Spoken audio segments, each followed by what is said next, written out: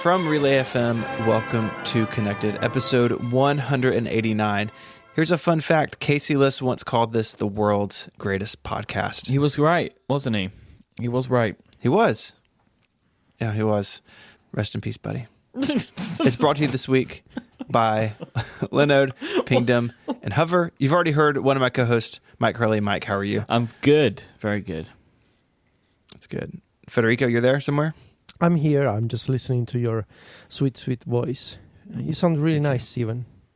Thanks. I think Myke and I are both about half an octave deeper than we normally are because we were just in Atlanta doing some stuff, which we will... What's that? What's that in the metric system? In an octave deeper. How many decibels is that? Can you provide that? I don't think that is... No, it's the same thing. Shut up, Myke.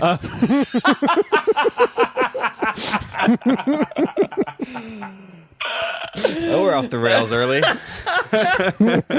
Shut up. I hate you. It's 70 decibels. That's how many it is. It's one octave. Oh, okay. All right. So you were saying, Steven, I'm sorry. Where were you? So Myke and I, we were in Atlanta. Myke did a live episode of The Pen Addict, his show about fountain pens and high-end stationery and notebooks and stuff. It's an awesome show. Had like 100 people turn up. We filled the room, which was very exciting. So if you were there, thank you very much for coming. It's always good to hang out. We did a live episode of Ungeniused, which is, Myke, it's your and I's show about weird stuff on Wikipedia. Totally a podcast. Yep. We did an episode of that as like a warm-up act. I think it went really well. We'll have links to those in the show notes if you want to go check them out. If you haven't heard those shows and they sound interesting, go listen to them. I think you'll enjoy them. Yeah, it was fun to do the shows live. It was also fun when I realized that I was my own warm-up act. Yeah, it's true. I don't know how I feel about that. Look, when you're a leader, you have to, sometimes you gotta get in there and do stuff that lead by example. Doesn't seem all that exciting. So it was exciting though. We talked about toilet co-founder, paper. Co-founder and warm-up act and toilet paper explainer. I've been around the town recently. I also filled in for Fraser on an episode of Canvas. You did. With Federico. Yeah. We spoke about using multiple iPads. That was fun. So you can go check that out too. I'm just all over the place right now. I can't be stopped. Okay, won't stop. Always on worldwide, you may say. Speaking of which, we have some. That's really? good. We have some. Oh. We have some Apple Music follow-up from our friend Russell, which he says he lives in Australia. I still don't fully believe that, but he says he does. What proof does he have? I mean, exactly. Every time I feel like I'm always seeing Russell in the United States. So for all for all that I know, he could be an American in disguise. I mean, maybe he thinks you're an American in disguise, though, by that logic. I mean, that's possible. That is certainly possible. And I think he sent us on Slack a note about the Apple Music subscriber numbers that we were talking about a couple of weeks ago or last week. And he said that one of the reasons that Apple Music is popular in Australia, it's because they're basically giving away paid subscriptions with phone contracts and with carriers. So, and this is actually, once Russell mentioned this, stuff like you can get a 6-month plan with your carrier and you can get a 6-month subscription to Apple Music. And I thought about this because I also, I see this stuff in Italy all the time, especially with Spotify, but also with Apple Music. The carriers, they do these promotions and you see them on TV. So there's like this talent show that people watch in Italy. And they do talk about this kind of promotions that you get if you sign up with because Vodafone is one of the sponsors of this program, and I believe they have some kind of Apple Music deal. So yeah. Yeah, I forgot about this. This happens in England too. EE give away 6 free months. They even gave it to me, but like by that point I'd already signed up, so like I couldn't do anything about it. It just seemed like a big hassle. But yeah, it is a thing that they do already. But whilst this is a good point, I think a bunch of people brought it up when we were talking about the fact that Apple have no trials, right? Like that we were saying that it was impressive because there's no free tier.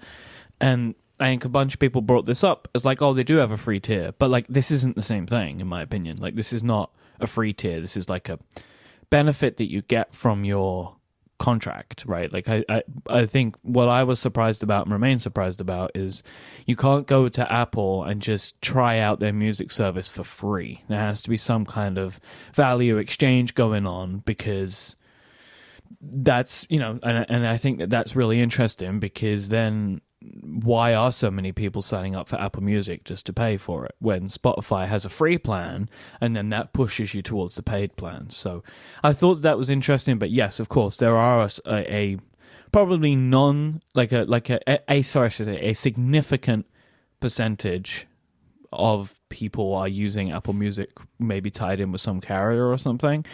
But the numbers are still impressive nonetheless, I think. Because I would expect a lot of people that could put in that 6-month thing don't cancel it. Like, they just roll on, and then it becomes a thing they pay for. Yeah, Kyle's the Gray, my son, is doing good work in the knowledge base, and he provided us a link in the chat to a support article talking about what countries and providers offer Apple Music through the phone bundle. So it's in Australia, Germany, Israel, Mexico, Portugal, South Korea, and the United Kingdom. So I was not super aware of this, and so it's cool to see that it's a thing. I think it's impressive it's in the K-base. What I remember must be some kind of Spotify deal. And for the Apple Music part, I think, and this is totally against net neutrality, but I believe that my carrier used to offer a plan or an option that made Apple Music streaming on cellular not count against your monthly quota. So, yeah, that's also a thing that carriers do. This is what EE do in the UK with their 6-month plan. It doesn't count against your data during that period. Yeah. So you get you get it for free, and you get the data for free as well. So yeah, that does happen. Yeah, that's a real interesting net neutrality question that we don't have time to get into this week. Nope. Yeah. I wanted to mention just something that I think people should go and see if they haven't seen. Host of Query on Relay FM and editor at iMore, Stephen? Is Serenity an editor at iMore? Senior editor, I think. Senior editor. Basically the boss. Senior editor. Yeah, I couldn't work out exactly how high up she is. I know it's like the very top of the tree, but I wasn't sure how big the tree was. Serenity did a wonderful video review of the 2018 iPad of Apple Pencil.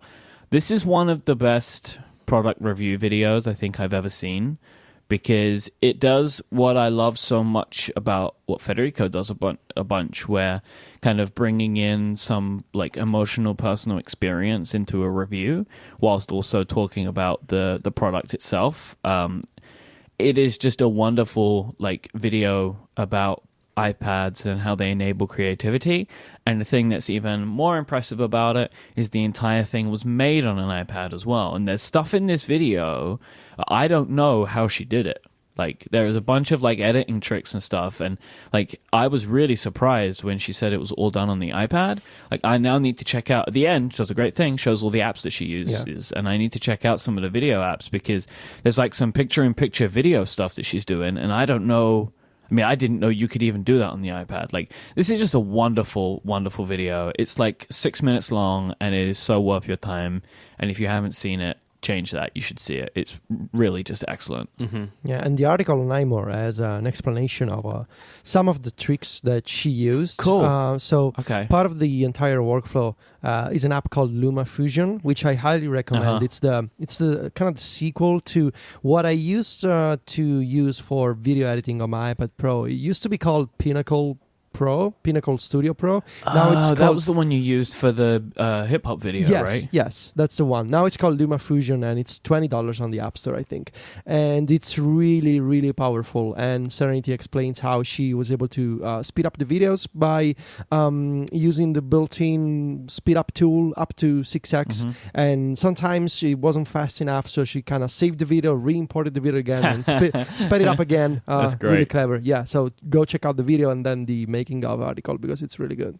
It's like, what I think one of the things that's so impressive about it is she made an incredible review about a not interesting product, ultimately, right? Like, that this iPad itself, it didn't have anything that was super surprising. We knew everything it could do because other iPads have already done it all, but yet she still made something that was super interesting, which I think that shows her talent. So yeah, it's excellent. I really loved it. It was very, very good. But there was also a more hints, I guess, at an iPhone SE. This was from 9 to 5 Mac today. There was some regulatory filings with, is it the Eurasian Economic Commission? Which every time I see that, I think of George Orwell. Like, there's just something about Eurasian. I know what the word means, like, and I know it's a real thing, but like every time I see it, it just trips something in the back of my brain. Big continent. It really freaks me out. But anyway, there were some more approvals, regulatory approvals, that suggest an iPhone. We saw this recently with iPads, right? And that ended up becoming true because an iPad was released. So logic would dictate at this point that if there is any iPhone going to be released, it's probably going to be an SE, right? Because we've seen the red iPhone, iPhone 8. It's very unlikely, in my opinion, you guys can disagree if you want, that we're going to see any kind of change to the iPhone 10.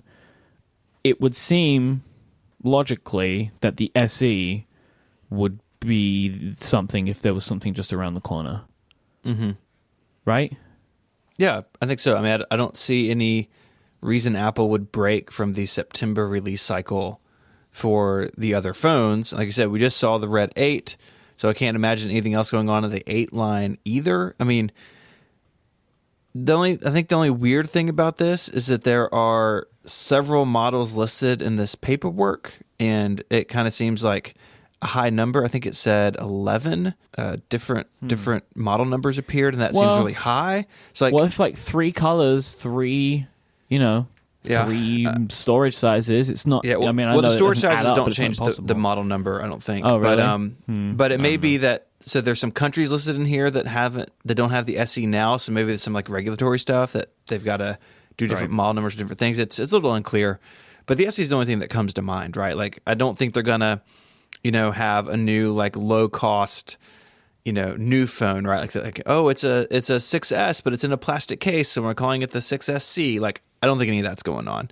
The most logical thing is that it is a new iPhone SE, and it seems like we kind of thought it was going to be this spring, and so maybe it's going to be late spring or early summer, but that's still roughly 2 years from when it was announced. If it's not the SE, then I think we're in for a surprise. But it seems like to me like this is kind of like the end of the window for the SE2. Like, if this phone is going to get an update, it seems like it's now or never. Like, if we get to September and there's still no SE2, then it's definitely not happening. But it feels like if Apple's going to do it, now's the time.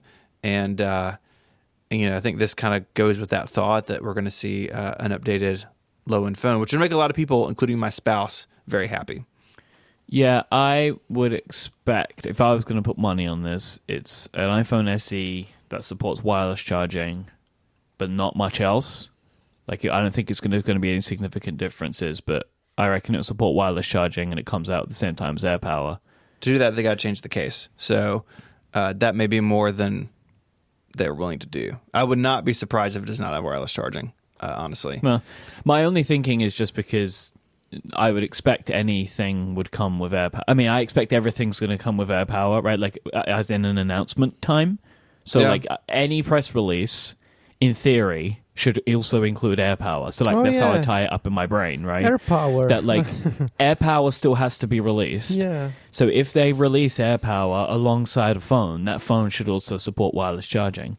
Like, if AirPower had already come out, I would expect that the iPhone SE might not include wireless charging. So, I don't know. Well, I mean, I think I see what you're saying, but I think I think those two things aren't tied together at all. Like, AirPower is going to ship whenever it ships, and the SE2 will ship whenever it ships. And if they end up together or apart, that wasn't planned a year ago. I think the name of the game with the SE is the price point, and we have built this model or this enclosure for a really long time, and it's super cheap now for Apple to do that. And switching the metal back for glass would disrupt both of those points that I think are like key to the SE's existence. So I'd love to be surprised. I'd love for it to have wireless charging. But I really think it's going to look the same as it does. It's just going to have the guts of a 7 instead of a 6S inside. We'll see soon, I guess. Fingers crossed, right? Yeah, there was a conversation on Twitter this morning that I wanted just to kind of visit. Stephen Troughton-Smith and a few others were talking about, hey, that this filing shows that these phones are running iOS 11. And there's kind of been a separate discussion about, does it make sense for like what is iOS 11 and iOS 12 and the differences between them and what it's going to look like this summer. But anything released before September, regardless of what happens at WWDC, is going to run iOS 11, right? That unless this phone has leaked really early, and historically, we should back up. Historically, things show up on this list 3 to 4 weeks before Apple announces them. And so we could assume by this that whatever is in these model numbers is shipping before WWDC and well before September. So even if Apple released a new iPhone in August, which would be bananas, it's still going on iOS 11 and not 12. So I think the idea of like, oh, these are on iOS 11, what does that say? I don't think that's like a thing, because iOS 11 is here to stay until September. But we're going to talk a little bit more about that, I think, after the break, right? Yeah, we should talk about that, because there's a lot that can get tied up with that, as like what is 11 and what is 12. So let's take a break and thank our first sponsor of this week, and that is Linode. Linode give you all of the tools that you need to make sure that you have at your fingertips powerful hosting options. Their prices start at just $5 a month, and you can get your own virtual server up and running in the Linode cloud in under a minute. Linode offer industry-leading performance with native SSD storage, a 40 gigabit network, and Intel E5 processors. They have over 10 data centers, they now have 10 data centers spread across the world, making sure that you'll be able to serve your customers even quicker than ever before. Linode offer an API to allow you to easily automate tasks or develop your own custom applications in the cloud, and everything is manageable via the command line. All of Linode's pricing tiers feature hourly billing, and they have a monthly cap on all plans and add-on services like backups and node balancers. Linode has an amazing option and pricing. They have plans that start at just 1 gigabyte of RAM for $5 a month, and they go all the way up to with plans starting at 16 gigabytes of RAM for their high memory stuff. That 1 gigabyte of RAM for only $5 a month plan means that you can get 4 free months with a $20 credit that I can give you if you sign up at linode.com/connected right now. Go to linode.com/connected. You'll get $20 towards any Linode plan, which will get you 4 free months and their 1 gigabyte of RAM plan, and you'll also be supporting the show. They offer a 7-day money-back guarantee, so there's nothing to lose. Go to linode.com/connected to learn more, sign up, and take advantage of that $20 credit, or use the promo code CONNECTED2018 at checkout. Our thanks to Linode for their support of this show and Relay FM. All right, so let's talk about what we think is going to happen at WWDC. So we spoke about on this show, I think Federico put it in his picks for the year, and then there was some kind of, I think there was a Bloomberg report that seemed to suggest the same, that this version of iOS this year would be mostly like, I don't know, a spit and polish release, right? They're just going to make sure that everything is tidied up. They're going to make sure that all the bugs are taken care of, and that is going to be like Apple's public focus of iOS 11, right? Like, stabilize and improve. No more bugs, right? To try and get rid of a public perception of buggy software. Mm-hmm. So if that's the case, what is best to name this version of iOS? Do you want to call it iOS 12? Because that would denote there's going to be some new features, which there obviously will be, right? Like, they're not going to release a version of iOS without new features, even if they are focusing mostly on bug fixes. Or do you double down and call it iOS 11.5, let's say, to say, like, hey, we're still working on iOS 11, we're making it as good as it can possibly be, so because of that, we're going to hold off the big features, and we're going to make this the most refined version of iOS ever, because we're going to work on it over 2 years. And there are some hints towards this, I think, in the sense that iOS 11.4 is still to drop. And Federico, you can correct me if I'm wrong, but has Apple ever got to a 0.4 before with iOS? I think with iOS 8, there used to be iOS 8.4, but that was 3 So it's 4 years rare. ago. It's rare, yes. Right, like if they ever do it, it is very rare for them to do. Especially because they still have iOS 11 features announced. We spoke about this a couple of weeks ago. iOS 11 announced features that have not yet shipped, like messages in the cloud and AirPlay 2. So I guess really one of the big questions is, like, what's in a name? What is the best name for a version of iOS that is for bug fixes primarily, if you're going for that from a marketing perspective? Do you call that iOS 11? Or do you call that iOS 12? And then on the flip side, well, what if that's not going to be what you'll focus on from a marketing perspective? Like, you are going to focus on it, but you have other things too. If that's the case, do you go with iOS 11 or do you go with iOS 12? Federico, what do you think? I think there's two variables that we need to consider right now. The first one is just how big an effort it is for Apple, this Project Marzipan, how much time and resources they have invested into building this solution, according to the rumors, to bring iOS apps to the Mac. And what if WWDC comes by and of 90 minutes of keynote, an entire hour is dedicated to Project Marzipan, and we have 30 minutes to talk about watchOS and iOS. Is that possible? I don't know. Is that likely? Maybe. I have no idea. It depends how big this project is. And the second variable, I think it's all in the messaging. It's all in the what does Apple want people to think about the next version of iOS. And this is a fascinating marketing and also kind of strategic problem to have, in the sense that if you call it iOS 12, on one hand you have the new factor. It's new. It's got a new number. People get curious. People want to install it because it's new. It feels new. It's got a new name.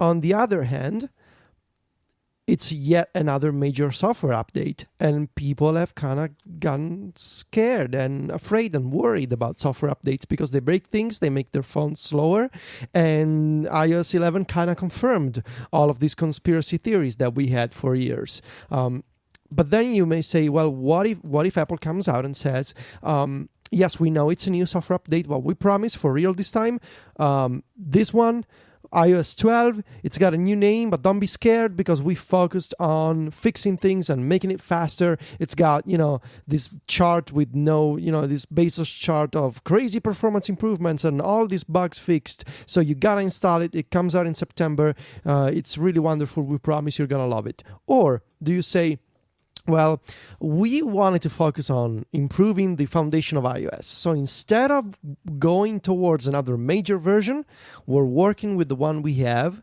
We're releasing iOS 11.5. It's got minor changes for developers. There's going to be a beta and SDK, but our primary focus this year is to make it faster for everybody. And I kind of understand why some people think that the second timeline is possible, that it's 11.5, that there's no real iOS 12 because we haven't heard any rumors. But that's a major break with tradition. And it's also potentially, not calling it iOS 12, not saying that there's a major new version of iOS. I wonder if the possible negative consequences that Apple may face there. Like, what if the new iPhone comes out and it's still running iOS 11? People don't see the differences. People don't buy the new phone. Okay, there's going to be a bigger phone, but how important it is for the software that runs on an iPhone to convince people to get the iPhone. You might say, well, people just want to buy an iPhone. It doesn't matter what software it runs. I don't think that's entirely the case. I think people are interested in the new phones because they also have new features, and new features are made possible by software. I struggle to imagine Apple doing iOS 11.5. I find the theory fascinating, especially if Apple truly wants to double down and say, no, we're not doing 12. We're postponing everything to next year. This year, we're going to use what we have and make it better. Oh, man, that would be really different from the entire history of iOS, essentially. So I don't know. I think I guess that kind of messaging, that kind of saying we want to improve things, we want to make it better, we want to fix bugs, can coexist with, it's called iOS 12, but don't be scared because it doesn't introduce all these new things that will break your phone. I think the two can coexist and can be the same OS. It's got a major new number, but also we focused on stability and speed. Looking at the landscape, so you mentioned the history of this is a new iOS update every year, which like in and of itself, before we talk about the future, that's an incredible track record, right? Like I, a couple of months ago, just spent some time kind of looking through old iOS keynotes, and the rate of improvement, especially in those first 4 or 5 years, was bonkers. But we are not, to your point, in this first 4 to 5 years anymore. And I think if you look at the industry as a whole, you can see that there are other people thinking in this way, right? So like Windows 10, Microsoft has said it's like the last version of Windows, right? Windows 10 is now sort of the brand, and they have big updates, like they call them creator updates, the last couple ones, because they can't come up with another name, I guess. And it's updates to Windows, but it's still Windows 10, right? That's different than what you had on the Mac, where you had a decade of Mac OS 10, and now we're several years into the Mac OS era, but each version still had its own unique branding. And the updates were larger or smaller over time, but they still had unique names and numbers and stuff. So I think if we're thinking about like iOS 11.5 as being, it's the iOS 11 you've had for a year, but we're making it better, we're focused on these things, that's more like the Windows 10 idea than the Mac OS idea. And I think it's a really interesting one, especially because we haven't seen it in mobile. Like we're just now seeing it on the desktop with Windows 10 in the last, couple of years. But, Android doesn't do this, right? Android has every year or so a new major version, and it has its own branding. And yes, there are lots of people who don't know what version of Android they're running, but the people who care know. Just like most people don't know exactly what version of iOS they're running, but the people who care, they know. So this would be a big change, and one that I think even if Apple comes on stage and they pull out the snow leopard card, which I want to come back to in a second, but they say, this year for realsies, fixing things, polishing things, giving you the tools to do this other development work, then maybe it's okay to slow down, to have that number stay the same. But I think that message only resonates with people who are watching the keynote or who really pay attention to this. And you look at something like the stock market or like analysts, and they would say, oh, there's no iOS 12, and they rain down hellfire on Apple for it. And maybe that's enough for Apple to say, hey, look, we are slowing down, but we're still going to give it a new name. And between us, it's kind of the same OS it's been, but we need to give it a new name and a new number because there are a segment of people who are looking for that as an indicator that we're moving forward, whether or not we're actually moving forward in ways that they would deem useful or not. So like they have to walk that line. Like I don't know what the right answer is. My guess is that we're going to see iOS 12, and it's going to basically be what you predicted at the end of last year, where it is bug fixes, polish, and improvement. So it's not a major release by any stretch of the imagination, but I'm just going to be really surprised if they stand up and say, we're sticking with iOS 11 for another year. Yeah, I don't think that you have to keep the number the same to say that you're fixing stuff. Yeah. You can just say you're fixing stuff. And also, I think that like if you say, oh, we're just fixing stuff, so it's 11, it kind of devalues the importance of bug fixes in an OS or just in software in general. Like, oh, this is only fixes and improvements, so we're not gonna call it 12 because that's not good enough for 12. Do you know what I mean? Like, it just seems a bit weird, like in a developer conference, to be like, bug fixes aren't important. We're going to do them, but like, you can't make money on those, right? Like, I don't know. Like, it just seems kind of weird to me to if you were going to say one thing and then not do the other. Like, you can't stand on stage and be like so proud of the fact that you're going to fix all of your bugs and then not iterate the name of the OS. Like that for me, that's how it feels. It would just be super weird to be like, we've made a strong decision. Like, we're really proud of this. We're going to make our software better than it's ever been, and we're calling it iOS 11.5. Like, it just, it feels like it will kind of take the wind out of the sails of standing there and being like, everything's going to be even better than it's ever been. Like, you could just call it like the turbocharged version. It's iOS 12, right? Like, it's it's faster and better and crank to 11. And then one more. 11.11. That's what they're going to call it. But you know what I mean? Like, I understand the thinking of, like, it will probably be, in spirit, iOS 11.5, right? Because if you look at how things are done in the past, like, they're not going to add any new major architectures. But yeah, I also like it. I know that we've said the term major release or whatever in the previous, during this conversation. I think we can all agree that, like, if Apple make a real effort at fixing everything, it's major. But, like, major in our vernacular here means here are the 8 new features which you could never do before that are completely changing everything, right? Like, here's a brand new way to interact with the iPad. Here's the Files app. Like, we're not expecting stuff that big, and that is what has typically been considered a major release. There's still going to be new features, but they're probably going to be quite small, and there's probably going to be bug fixes, and that's kind of a stability release or something like that, right? Like, if you were going to give them, like, pin little names on them. Mm-hmm. Yeah, I do think it's interesting we keep coming back to this conversation. So with High Sierra, hey Sierra, hi. Apple didn't use that sort of language on stage. I mean, he said, yeah, we were polishing and stuff, but really Federico doubled down on that during the live talk show.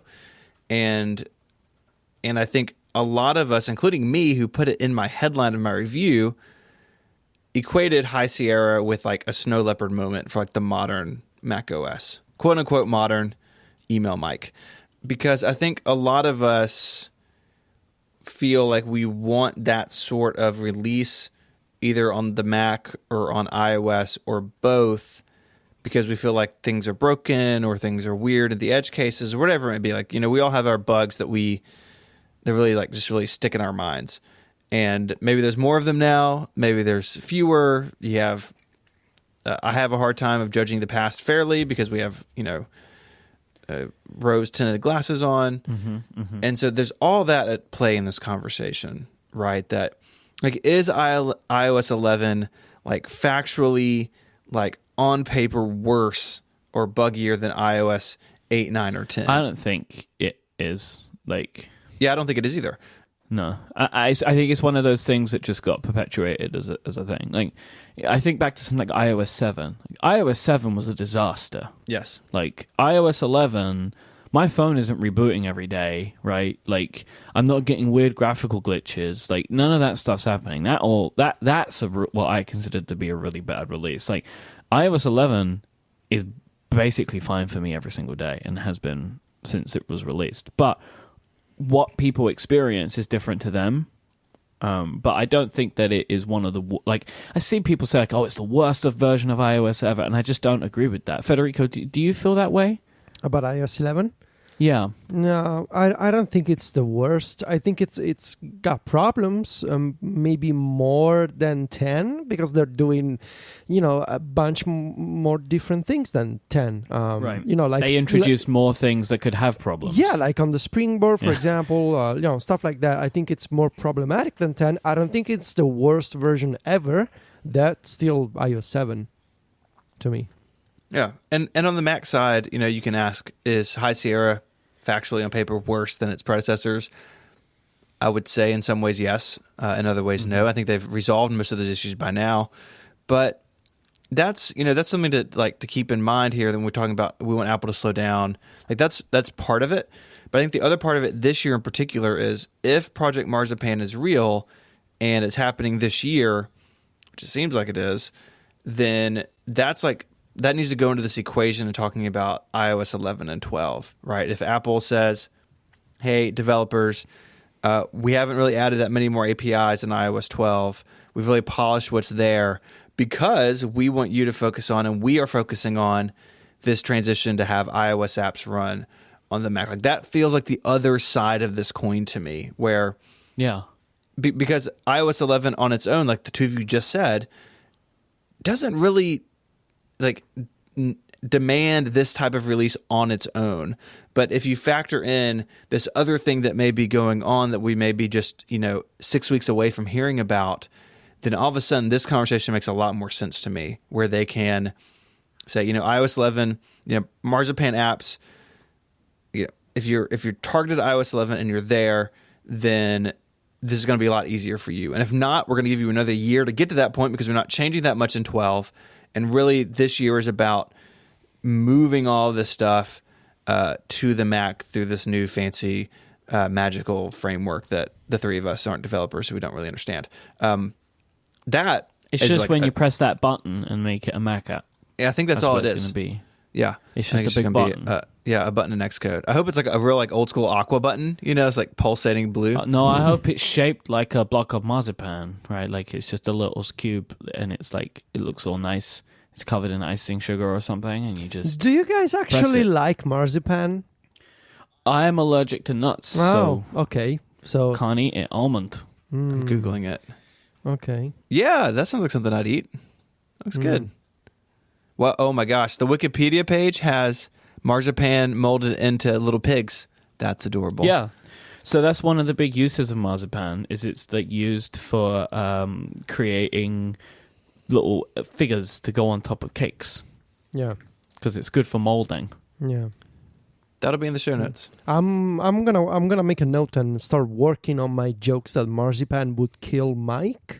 I feel like we have an entire catalog of possible jokes for the entire summer, so I'm gonna start my note here. Do you like marzipan, Myke? No. Well, okay. So with the next episode, the first episode that I take off after WWDC, you now have a reason for why I died. Michael and death. He ate the marzipan. Michael and death jokes about marzipan. It's now in the Apple Notes app. .txt. No, it's not a TXT. Not in the It's Notes app. in a database somewhere. Something. I don't know. Some kind of HTML.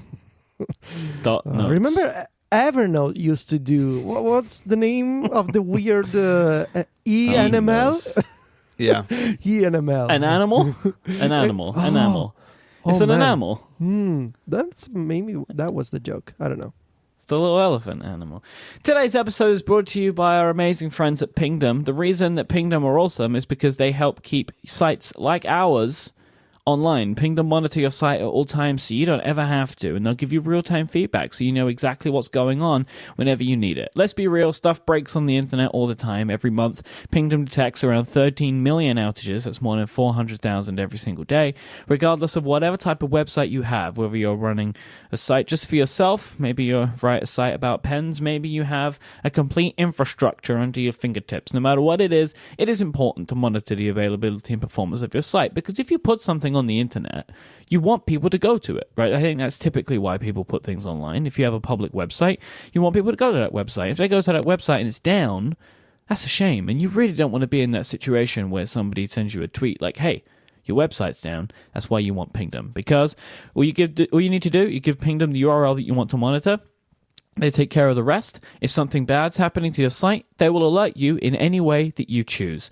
Go to pingdom.com/relayfm right now for a 14-day free trial with no credit card required. And then once you've done that, you'll be the first to know when your site is down. Just when you sign up, use the code connected at checkout and you'll get a massive 30% off your first invoice. That is pingdom.com/relayfm, 14-day trial. Then use the code connected at checkout and you'll get 30% off your first invoice. Our thanks to Pingdom for their support of this show, their support of Relay FM, and also for letting us know when our website's down. I like it when I see those emails. Like Pingdom's like, hey, there's a problem, and then I get another one a few minutes later. No worries. I like it. They don't actually say that. That's because I freaked out and fixed it. Well, that would be why then, wouldn't it? So I would like to thank Pingdom and Stephen in this instance for making sure that our website stays online. In my mind, it's just like, oh, it fixed itself. That's what I think every time. But obviously it's you, and I've just realized that now. So thank you, buddy. I appreciate your hard work. Apple news. A few weeks ago, we spoke about the fact that Apple bought Texture, there is a report on Bloomberg by Mark Gurman and Jerry Smith, and they're reporting that Apple is going to be integrating the texture team, even though there was some that got laid off, which apparently is a peculiar thing for Apple. Like, they usually don't do that. They usually just incorporate everybody, but I would expect it's like salespeople or something, right? Like, it's like an arm of texture that Apple don't need. So they're going to be integrating the rest of the texture team into Apple News to help them create a premium news service. So this is something that you will pay for. This is another push from Apple to generate revenue from services, would be my expectation, would be why they're doing this. They want to increase that services revenue. The updated news app is expected to launch within the next year, with a portion of the revenue that people pay going directly to the publishers of the magazines and publications that decide to be part of this program.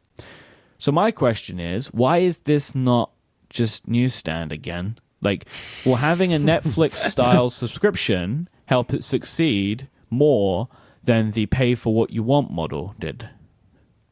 It will probably have a better icon this time around. So there's that. Do you remember that? It was like a folder, but it was all wood grain. It was like a folder that opened on the home screen. Oh, gosh. And it was like a shelf, right? Because everything like else was linen. Yeah. Oh, man. That was the original That was where your shelf is. That's where it was. The shelf. They already did it, and it didn't work, so they got rid of it. I was only 5 years I'm so late. sorry, Federico. Yeah. I mean, No. I think How there's has it taken us this long? I think there's some big differences between that world and this world. So the texture product basically services content from within magazines, and you can go and read a magazine, or you can just go read articles, and it can like decouple the content from the magazine, as opposed to back in the newsstand. It's like I remember getting a new Macworld magazine every month, and my iPad downloading like a 400 megabyte file because it was all just a stack of images, right? Like, and every month I'd be like, cursing the name of Jason Snell that this wouldn't go faster. But that technology's gone. Texture, plus like the Apple News format, I think that definitely plays a role here. I think it will be a much better user experience. And if it's a better user experience, people will be more likely to enjoy it when they use it. The other thing I think is interesting here, to actually answer your question about like a Netflix style subscription model, is like if I go to Netflix, there's a lot of stuff I really like there. And there's also a lot of stuff I don't care about, right? Or even actively dislike. But it's fine because I feel like what I watch out of Netflix and enjoy is worth the money I give them each month.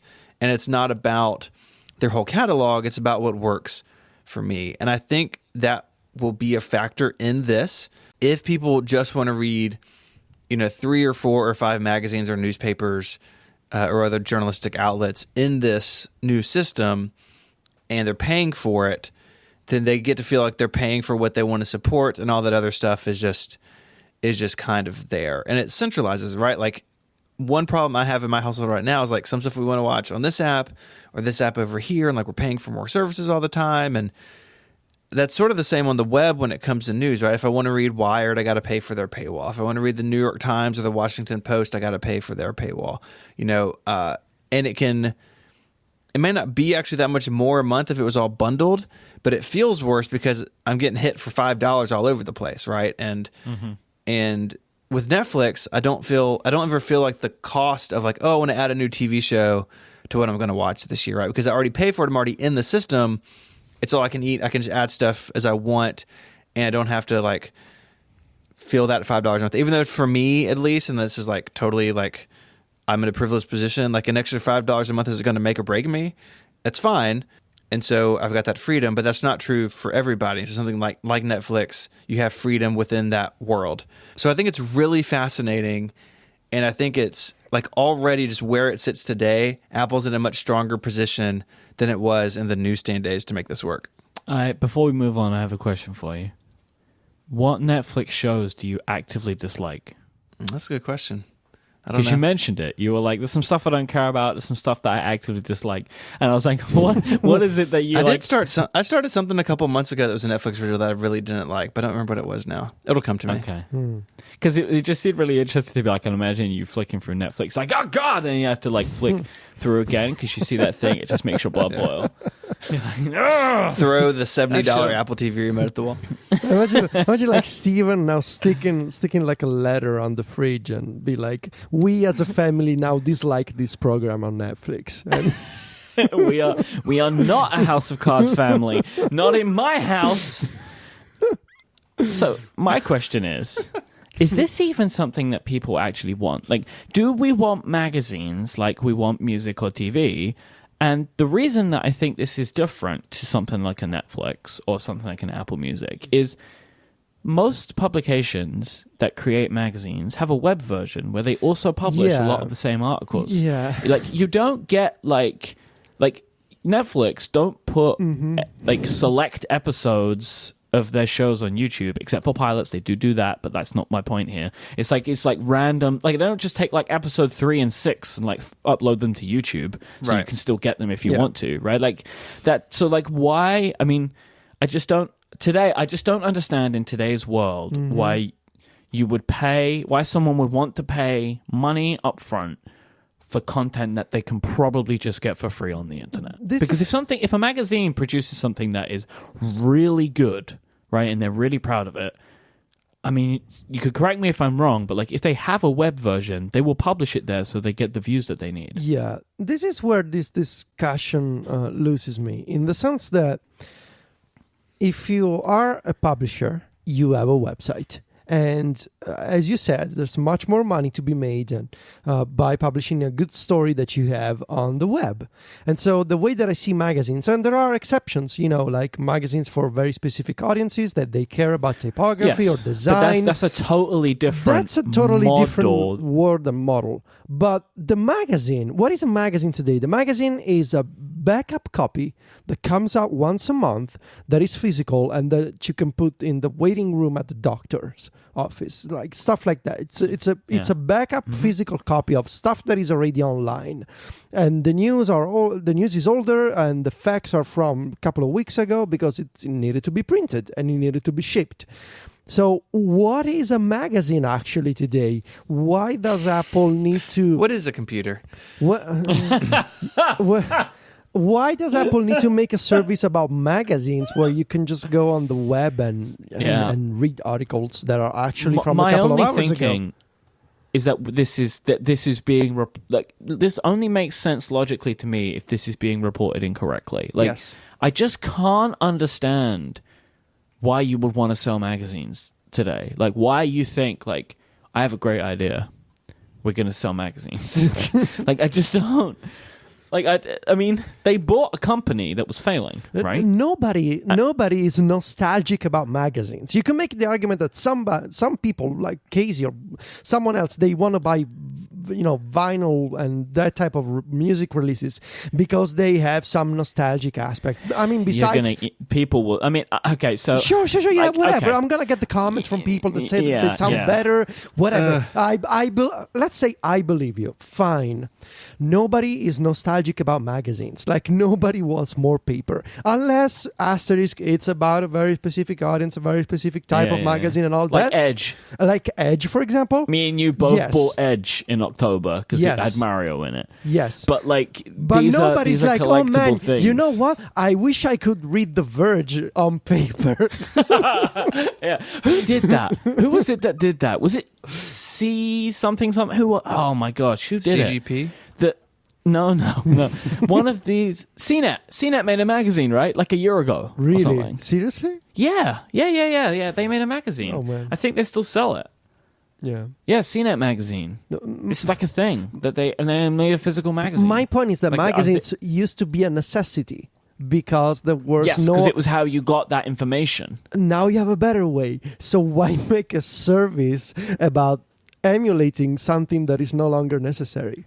So I think another distinction is that magazines it was all bundled together, right? So you had the cover article and a couple other big features, and then you had a bunch of smaller stuff that filled it out. And something like Wired, which I got Wired in the mail for years, and so I loved the big articles, but Wired's little columns, little one-page regular things were always so good.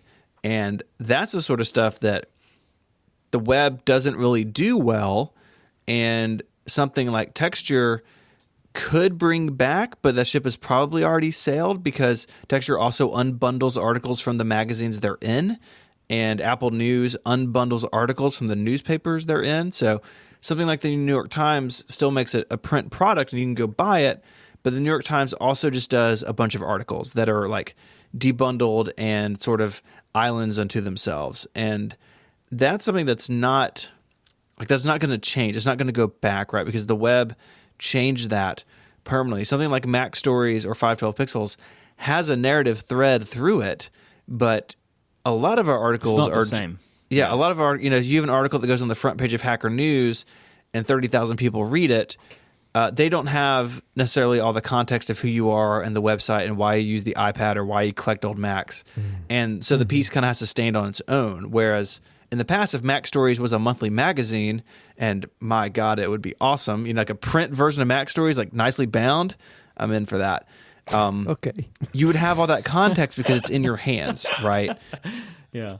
A Mac Stories magazine with the Molar Mac on the cover for April, I think would be a really hot product. But that ship has sailed now. Yeah, it's gone. We live in a different time now, and It's true.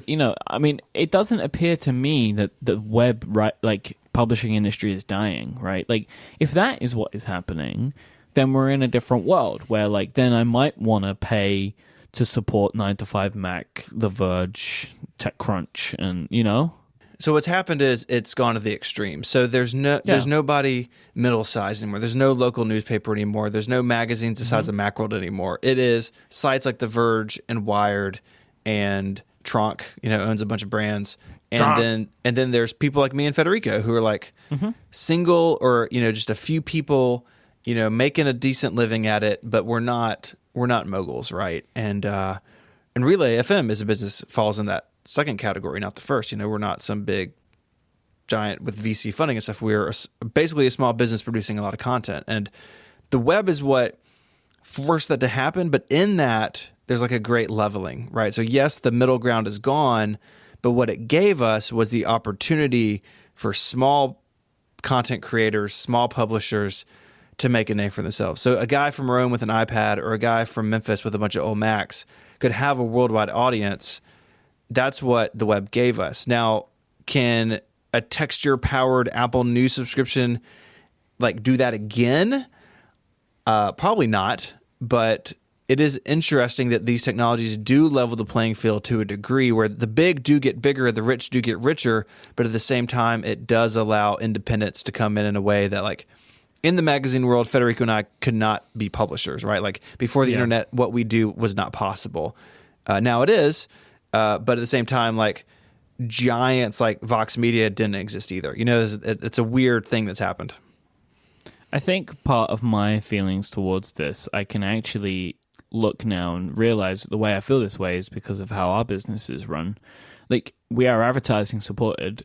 I know that if there was a system where people gave money and got our shows and it wasn't advertising supported, I don't think we would be as successful as a business as we are now.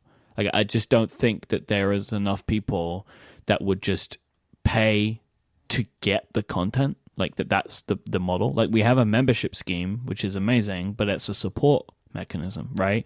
That is I want to support people and get something extra.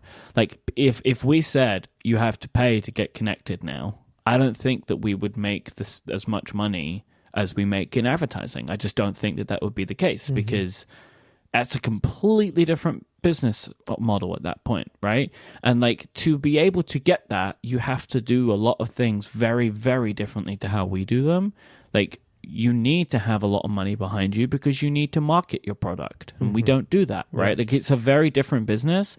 And I think that's why I feel this way, where it's I just don't see magazines or publications creating content that is completely behind this paywall that they won't release for free elsewhere, and that they will somehow make a ton of money because they're in Apple's news program. It just doesn't make sense to me that it will happen that way. Because I just look at my own business and I look at what our numbers are, and I know why we do it the way we do it, in the same reason that The Verge isn't a magazine, right? And that Wired is putting all their stuff online. The reason that Macworld shut down their magazine, right? These are the reasons, because free with ads will always make more in this type of industry than paid up front. Like, if you are producing this kind of content because it's been created under these like pretenses for such a long period of time, that it is valued in that way. The same way that people think apps are free because people made them free and now they're valued as free, right? Like, that's just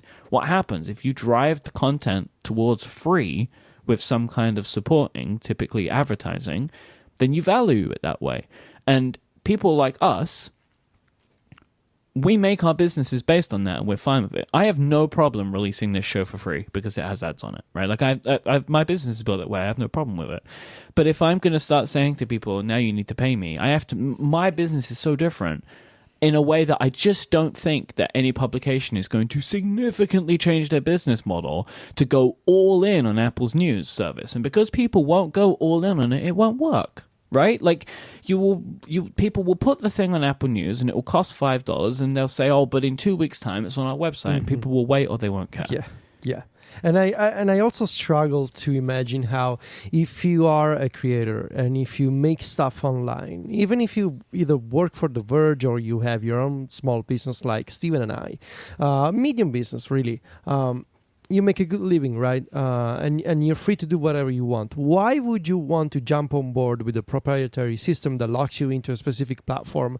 And it gives you that kind of, it gives you a quote unquote advantage in that you gain quote unquote exposure by being on the platform. But then guess what? What about everyone on Android? What about everybody else? And I cannot stress this enough. I get emails from people, right? I get emails from people who say, I want to start my own blog, but I feel like everybody now has a blog and I don't really know what I'm supposed to, how am I supposed to be different from everybody else at this point?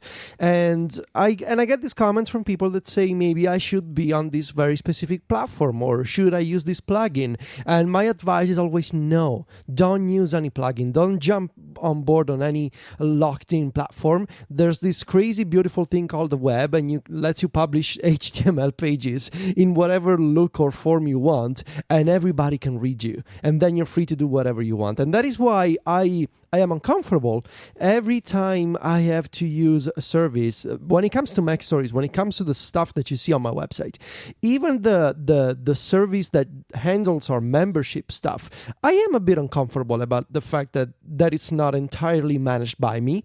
Because what if, the people at Memberful someday they change their minds and they say, no, enough with the memberships. Now we're going to do something else.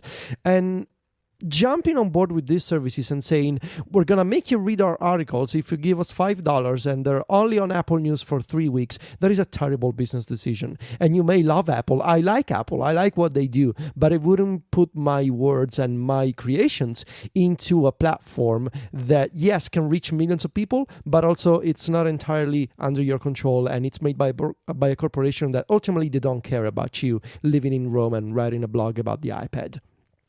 Not because they're evil, but because it's not in their, they're also running a business, and the business is about not caring about these details.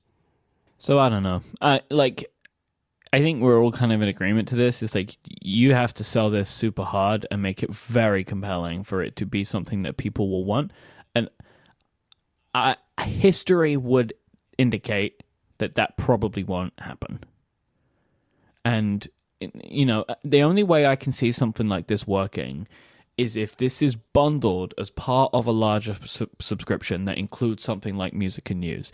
Like, if you're saying, music and TV, and then it also has this new stuff. And it's like, by the way, we've also working with these magazine publishers to provide you this content. Like, then maybe it might get in front of enough people because they want to get the TV shows or whatever. But like a separate subscription just for Apple News, I think that is a huge ask to try and convince people why they would want to buy that. Yeah. And it's a shame. It's a shame, right, that content is valued this way. But it's not a shame that people can make businesses still, right? Like, I think it's only a real shame if, like, no one can actually make money writing on the web. Like, that's not the case, right? So it's harder than it used to be, but it's still possible. Yeah, I mean, everything always gets harder, and then new things come along, right? Like, I think it's easier to make money in podcasting now than it is in writing on the web. That's just because it's a new medium that's come along. And then one day, it's going to be hard to make money in podcasting, and it will be like, I don't know, AR programming or something. Relay VR. Relay.VR. You heard it here first, everyone. But like, it's just to change the industry. It's like, I agree, it's harder to make money writing online now because I think so many people have tried to do it. It's saturated it, and then there's new models that have come along, like video and audio. There's where the money is now, right? So that's just the march of time, and I don't think that premium Apple News is going to be the savior of the industry. I mean, I kind of don't really understand why they're doing it, because a paid-for service goes against a lot of what was being said about having trusted news sources or whatever. You don't have to pay Apple to get that, right? Like, if the idea is bringing more trusted news sources to the people, you give them that for free, right? You don't make them charge for it. Like, see what I mean? Like, all this stuff is like rubbing against each other in ways that doesn't make sense to me. Obviously, because none of it is actually, we don't know anything, right? And it's all just conjecture, but I'm intrigued to see what they do. I hope it doesn't take 45 minutes at WWDC and Drake comes out and like talks about his new article. His new article? Drake is writing an article. Who would come out instead, right? Like Malcolm Gladwell or something, like, comes out wearing Apple sunglasses? I don't know, like, who knows? Today's show is also brought to you by our friends over at Hover. Building your online identity is an important thing. We have just been talking about this, right? Like, if you want to start a thing online, if you want to write a blog about whatever you're passionate about, you want to start a podcast to make some money, apparently, about things that you're passionate about, you can use Hover to get the domain name that you need. Domain names are important because it tells the world, it tells the visitor of your website what the website is about, right? Relay FM, this is what we are, this is our brand, this is our thing, you can come and you can see us, and FM would indicate to you that maybe audio is involved, right? Like, that is a thing that has become, over time, right? If you see .NET, it's on the internet, right, Federico? That's how that works. That's where you got MacStories.net to tell everyone, I'm on the internet. Yes. It's got net, it's right in the name. Yeah. No matter what you want to do, domain names are important. It shows people what you want them to see when they come to your website. The great thing about Hover is that they also keep domains separate from your hosting, so you never have to get stuck with a hosting service that doesn't meet your needs. I love that. And they also, if you want to connect with hosting services, they make it really, really easy to do. They connect with a bunch of different features. They have a feature called Hover Connect. You can connect your domain name to website builders, to different hosting platforms, to whatever, in just a couple of clicks. You don't have to be messing around in domain settings with CNAMEs, which I have taken down websites for like 7 to 8 days in the past because I got that sort of stuff wrong. I was just waiting for DNS to propagate. Turns out it never did because I typed a numbering incorrectly. With Hover, you don't have to worry about any of that. You get free Whois privacy, so bad guys don't get your information.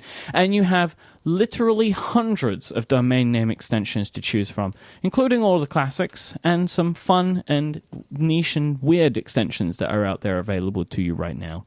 If you want to show the world what you're passionate about, Hover is there to help you make the first step. Go to hover.com/connected right now and you'll get 10% off your first purchase and grab that domain name that you've been looking for. Our thanks to Hover for their support of this show and Relay FM. So there were some app updates today that I liked the look of. And of course, if there is a cool app update in the world, you can find the coverage of that over at the internet website, MacStories. Mm-hmm. Which is on the internet. A couple of them. It's on the internet. That's why you got the .net. Yeah. I know. I understand how this stuff works. Okay. That's how the internet works. Okay. I get it. It's like MikeHurley.net. I'm on the internet. Yes. Right? Like, that's what it means. Drag and drop support in Dropbox. It's a long time coming, but they've implemented it pretty well. When I saw the app update, I was like, oh, this is just going to be one of those things where I'm able to drag and drop stuff around inside of the application, which is useful because sometimes when Files app fails me, I go to Dropbox and I'm always frustrated by like hitting the dots and hitting move and then going through all the different files. But now you can drag and drop stuff around inside of Dropbox, but also in and out of the application as well, which I was really happy about because there was, I was thinking, are they going to pull a Google on me? But no, they did not. So you can drag files in and out. And how have you found that, Federico? I'm sure that you were excited about this too. Yeah, I think it works nicely. At first, I had some issues, but then it worked fine. I was able to export text files. They export it as the full text content of the document, images, screenshots. I haven't tried with audio and video files because those are heavy, and I feel like that was going to break something. But it works really nicely. You can import documents from other apps into Dropbox. You can manage files within the Dropbox UI, and then you can export them. So I try to share them to Mail, to Messages, to Gladys, which is the Shelf app that I use, and it worked really, really nicely. So good job. Keep your magazines in there, right? That's what that means. It's a magazine app. It's a magazine. It's a magazine app where I print out copies of 512 pixels as in magazine form. Bind them together, and I just bind them together, and I read Steven's words as a magazine. Every 6 months, I catch up on the entire 512. Oh, come on. Twice a year, man. I need to be caught up. He does it on the 5th of December and on the 12th of May. Yeah. That's when he does it. Mm-hmm. It's just only then. I got to pick 512 day no matter what date format you use. If you use the correct one or the incorrect one, I'll let you decide which is which. If you ever wonder why I ask you about everything about your articles at WWDC, it's because I'm fresh from my read-through.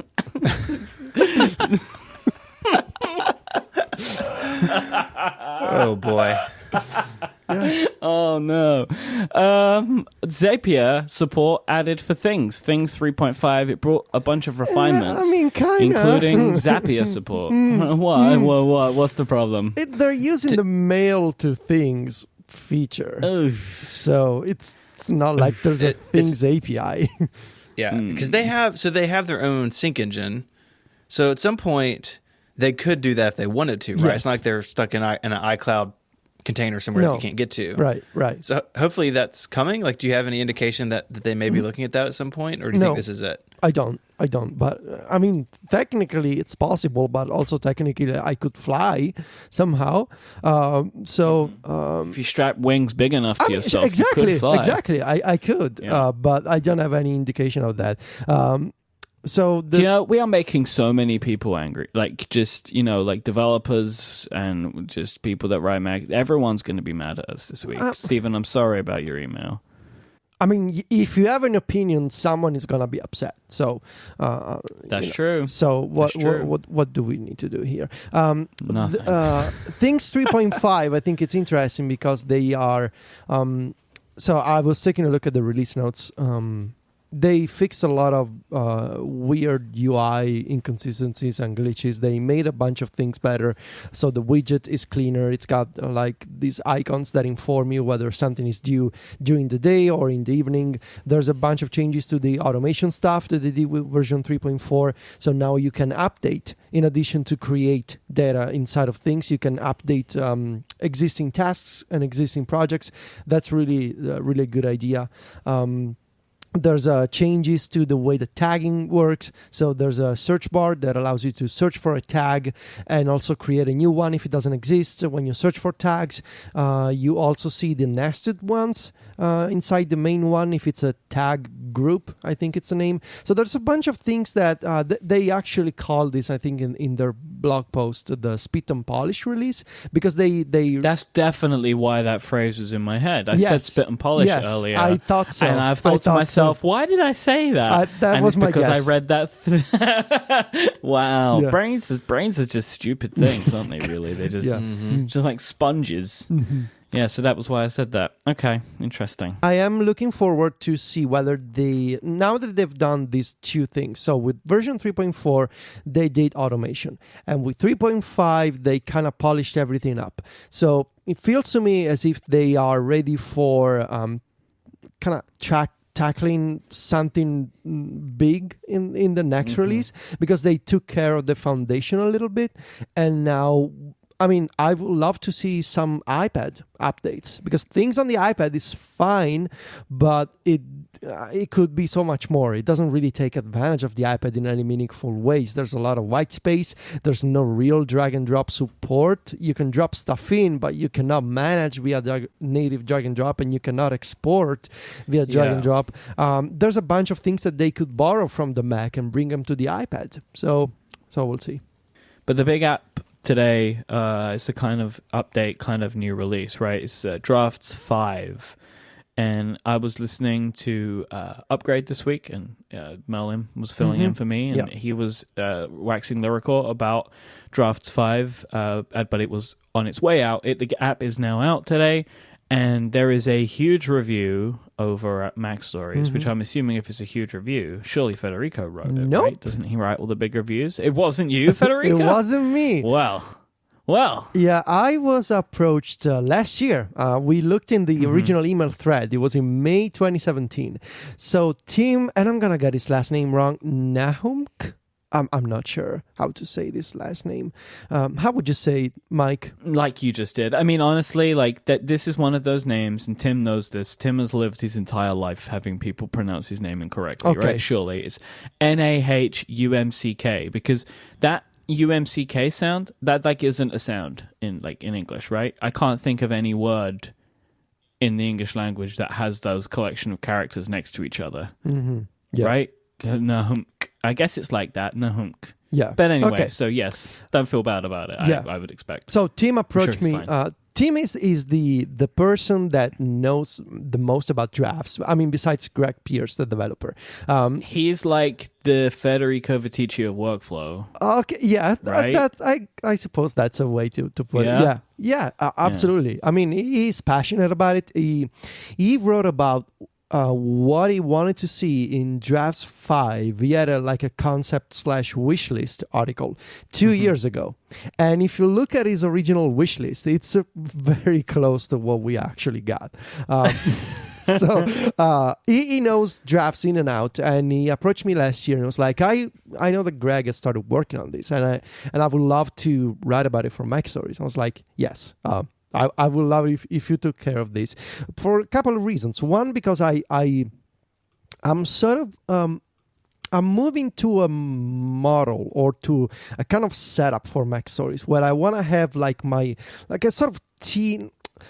I want to find new talent for people that are really passionate about specific topics and to bring them in and to have, there's a word for this that I'm missing, like an incubator, but it's not really an incubator. I mean, it's not like a physical official place, but I want Mac Stories You're to like be a mother hen. Yeah. You want to incubate. Yes. Right? Yes. That's what I do. But there's a bunch of apps that are really popular that I don't use and that I will... Tim has tweeted at us. It's Nahumck. Oh, really? There you go. Okay. Real-time follow-up. Nahumck. Okay. Nahumck. Nahumck. There you go. It's like Nahumck. There you go. We got it. Okay, great. It's like, do you want a snack? Nah, hummus. Nahumck. Again, I every time we do this, what if it's French and it's Nahumck? Or what if? See, now we're not sure anymore. Anyway, to sum it up, Tim knows a lot about drafts. I want to have people who know a lot about stuff that I don't use right for Mac Stories. So it was a perfect plan, and he worked on this review for months. It's out today. It's on 4 pages on the site. If you're a Club Mac Stories member, you can get the ebook version. There's a ton of actions that you can download and steal because Tim made those available for you. And I'm actually doing this because I don't know a lot about Drafts 5, and I downloaded all of Team's actions and I'm modifying them to my needs. It's really fun. But I wanted to tell you, Myke, that I listened to Upgrade and Merlin said, I don't want to get in the specifics of Drafts 5, and that was an excellent discussion, but I do want to get in the specific features of this version. I want to talk about the specifics. This is the relay of relay, right? So like Merlin set it up and he passed it over to you, and now you're going to just give us some specifics. Yes, so there's a few features that I want to highlight. And the first one, and it's the big focus of the review, is the idea of drafts being a modular app. This is not about Mac Pro, so if you're a Mac user and the word modular is some kind of trigger for you, I'm sorry. This is not about processors and RAM and storage, whatever. Could be, if you want it to be. I mean, sure, anything could be modular if you really want to. Yeah, if you just cut it up into pieces and put it back together. Can you cut an app into pieces. I don't know. Modular is more of a emotional concept than it is. Modular is a state of mind. It's just that. It is for Mac Pro owners. Anyway. We'll get there. Don't worry. Hold on, sorry, I'm laughing too much. We'll get there. It's okay. You know, everyone's sticking around for the drafts tips. There's this feature called workspaces that basically means you can create saved views that require you to modify a bunch of settings. So like you can say, I want to see all my drafts that have the tag, which is a new feature. You can now tag your notes that have the tag articles, and I want to sort them by creation date, and I want to hide the preview. So like in the Finder on the Mac, for example, you can have different types of views. Now you can save these views in drafts, and you call them workspaces, and you can switch between them from the main sidebar. And the idea, I think we need to back up like just 2 steps and just like very quickly give an overview of what drafts is. It's a note-taking app. It's a note-taking app that allows you, and what's always made it so powerful, and the reason that people like it is that it's a simple view where you can put any text, but then the power comes in what you can then do with that text, like sending it to different services, manipulating it in different ways. So like, for example, if you had an articles workspace, it may be anything you type in here. There are a bunch of predefined actions that can send it to a certain place, send it to a certain person, that kind of thing. So you might write a paragraph and then send it to another application to append it to something, or send it to your editor or something, right? Like that might be what you might want to have predefined actions to take on a snippet of text. Yeah, so the workspaces now allow you to set up different spaces in the app for whether it's writing quick notes or long form articles, or like a journal, for example. You can journal in drafts, and you can switch between workspaces on the left, and you can switch between action groups on the right side. So this was already possible in the previous version of drafts, but now it's easier and it's done better on the iPad. You can actually pin one of the 2 sidebars either on the left or the right. There's a divider that you can tap, and you can have like a multi-column view, which is really nice. And this idea of using the same app for different purposes and having a built-in way to switch between these spaces and these action groups, I think it's really powerful. And the drafts is walking this fine line of being a minimalistic note-taking app and doing a lot of things all at once. And I think it's really clever in how this design helps that kind of balance, in that you open the app, it's still a blank page. But then if you know what you're doing, you can switch views and you can switch actions, you can have action groups. It's really well done. It's really balanced. That's one of the impressions that I have from version 5. Other features, scripting, the scripting engine. So this is not necessary. You don't have to write any script if you don't want to. But if you know JavaScript and if you read through the documentation of Drafts 5, it's kind of amazing. So Drafts now includes a complete implementation of JavaScript core, which I believe it's the JavaScript interpreter engine. I don't know what the correct word is. It's basically the same engine that's inside iOS. Now you can use it in Drafts. And in addition to that, so you can use standard JavaScript and create script actions. So little scripts that do stuff for your text.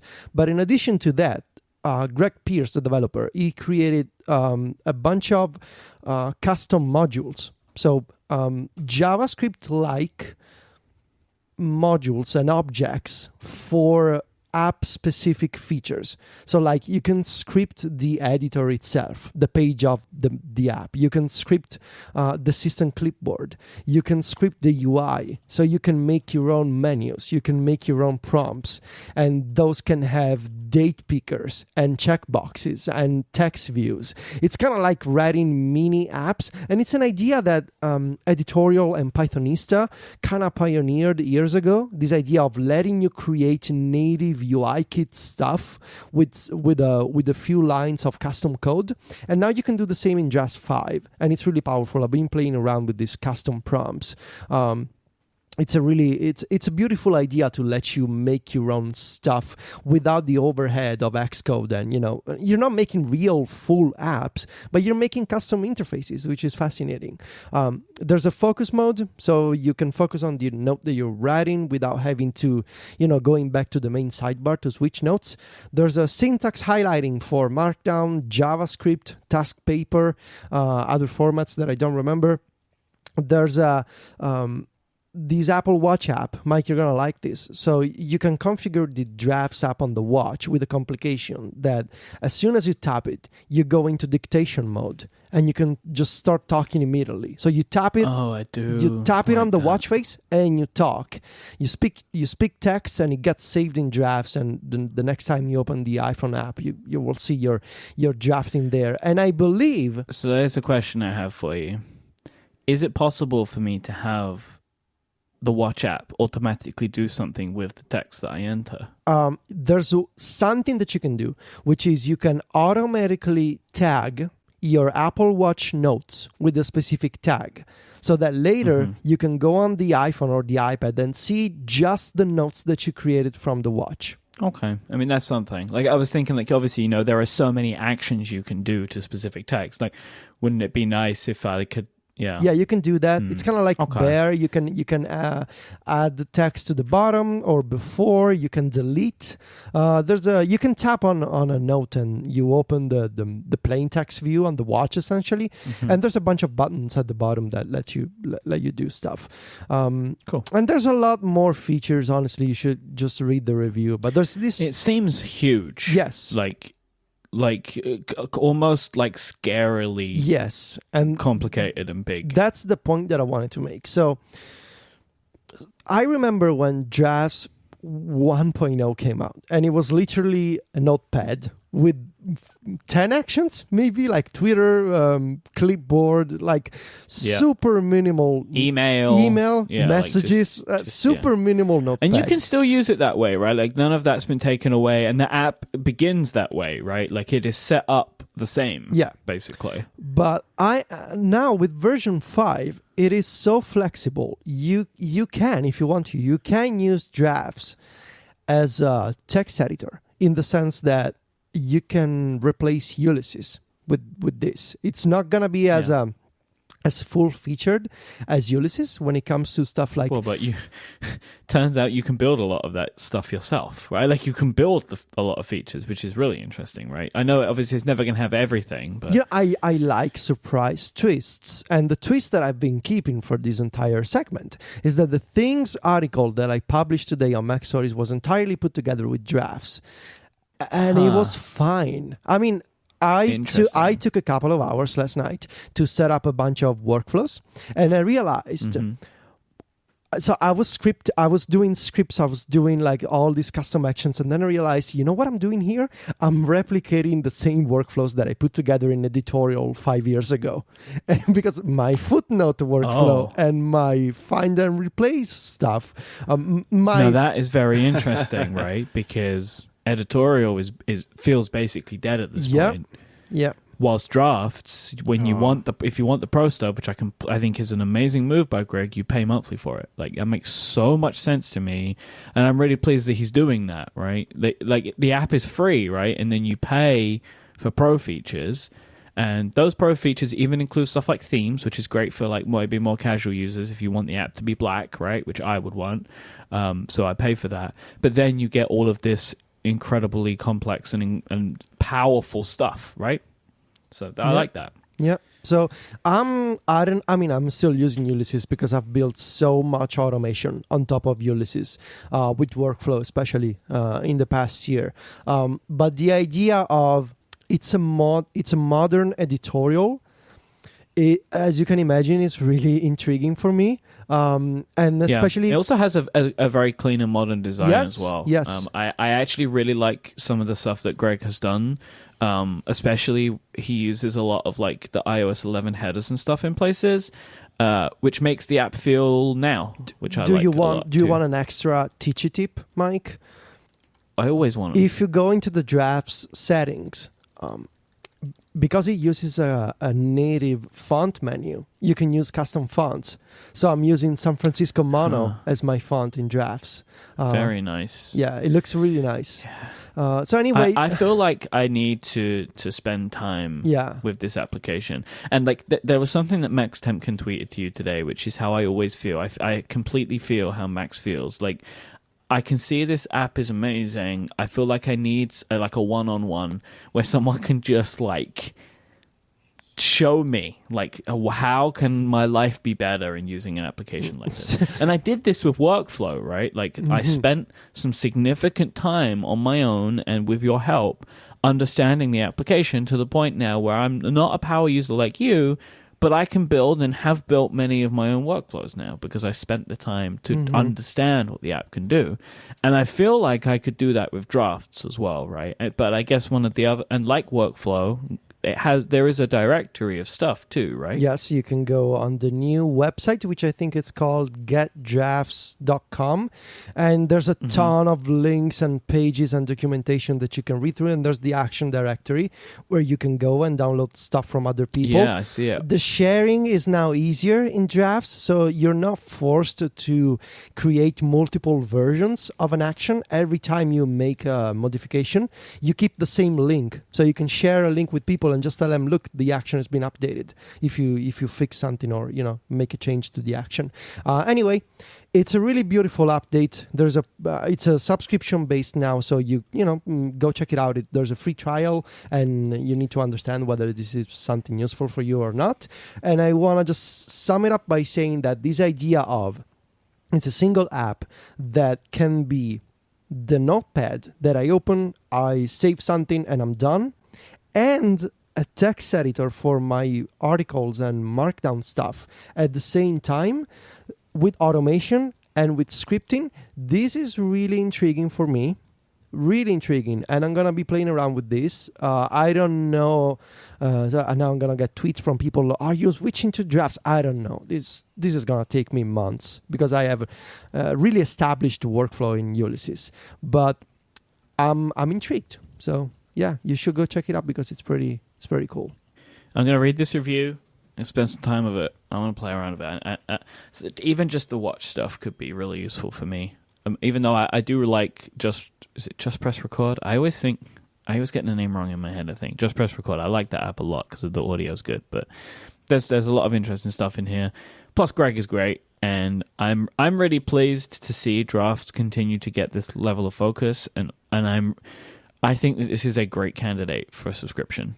Like, I think this is the perfect, like when this was originally announced, like the Apple subscription model that they were bringing in, this always felt like a perfect kind of app, like a very niche app that people that use it really care about it, right? Like that if you use this application, like it's not for absolutely everyone in the world, but it's for a significant amount of people that if they paid for it on a monthly basis could support its development for a long time. And I think that's great. And I hope that that's what happens. Yeah. So yeah. Drafts 5, and there's a great review by Tim. Come on, Hummus.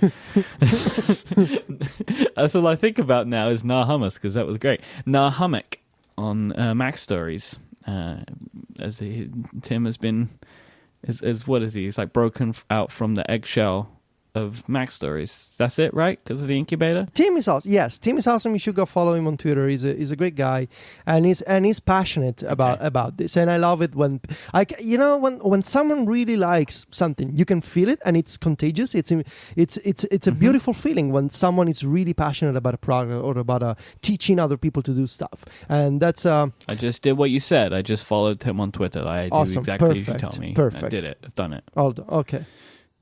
You can really tell this is his thing, like making this stuff work. It's exciting to read. I mean, Federico, I'm kind of like you. Like Drafts hasn't really ever clicked for me, but I'm excited about this. I've got it on my phone, my iPad, and I'm looking forward to digging in. If you want to find our show notes for this week, it includes links to practically everything we've spoken about.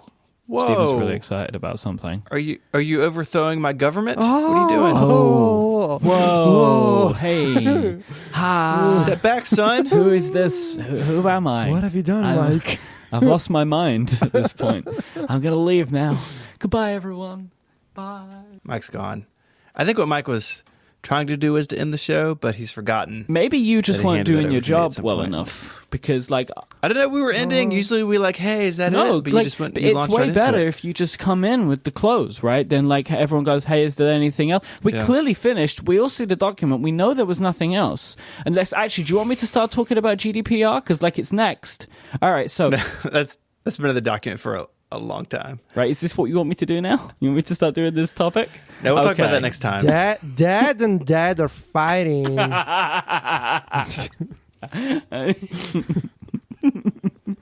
If you want to find show notes this week, you can do so on the website relay.fm/connected/189. While you're there, you can do a bunch of stuff. You can become a member and support the Ooh. show. We're advertising based, but membership money helps to support us directly. It'd be super awesome if you signed up. You can send us an email as well with any follow-up or praise or, gifts you That's think good. that I would enjoy. You put out into the world what you want to receive, right? Yeah. Yes. And I'm saying if you send me negative email, I'll read it, but then I'll be sad. But you send me positive email, I'll read it, and then I'll be happy. And then you might reply too.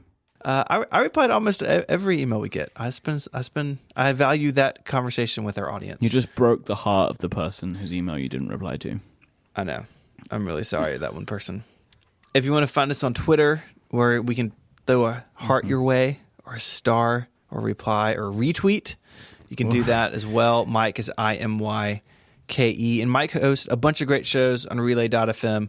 Go check him out. If you like this show, I promise you'll find something else that you love as well.